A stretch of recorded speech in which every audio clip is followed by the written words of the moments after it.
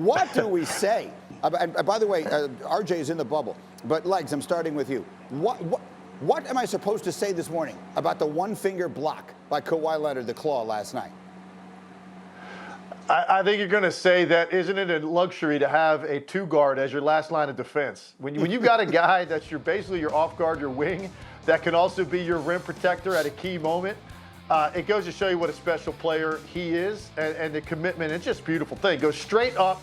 Jamal Murray thinks he's got an easy dunk right here. And we've talked about the claw all the time. That claw was reduced to one finger, and it appropriately gave the proper finger to the Denver Nuggets on this night because they go up 2-1. Richard, I'm trying to put into perspective the strength that man has in his hand, that Jamal Murray is coming in with authority, and with one finger he is able to remove that ball from the basket. What do we say about that? I know that I have a history of being a hater, and I know that people think I'm going to say something like this was a 6'2" guy trying to dunk on a 6'7" guy with a bigger wingspan and a bigger hand, and it was an amazing block.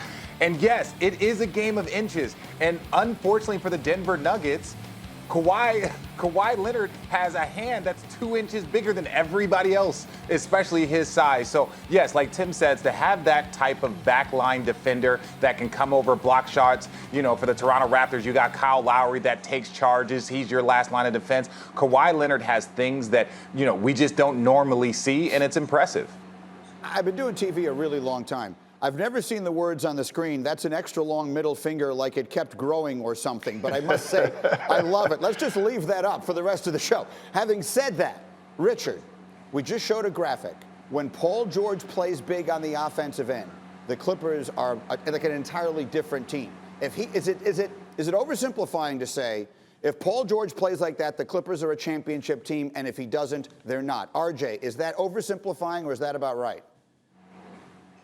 That is 100% correct. If Paul George is giving you anywhere between 20 and 30 on a semi-efficient night, right, knocking down free throws when it's timely, if he's doing that, Kawhi is Mr. Consistent. Whether it's defense, whether it's offense, he's Mr. Consistent. And then you look at the depth that they have on their team. I love seeing Lou Will make a crossover at the top of the key with 2 minutes to go, making a layup. Lou Will would be the third best player on the Lakers. He might be the third best player on the Bucks. But Lou Will at times is the fourth or fifth best player, or most important player for the Clippers. So, Timmy Legs, let me come to you. We opened these playoffs, I did anyway, by saying the most important player is Anthony Davis. Because if he plays big, the Lakers are going to win the championship. Would we amend that? Is it all on Paul George at this point to determine the fate of the Clips and maybe of the entire NBA postseason? Well, I don't think you're overstating his importance, although I would still say Anthony Davis is more important just because the rotation of the Clippers is the deepest in the NBA.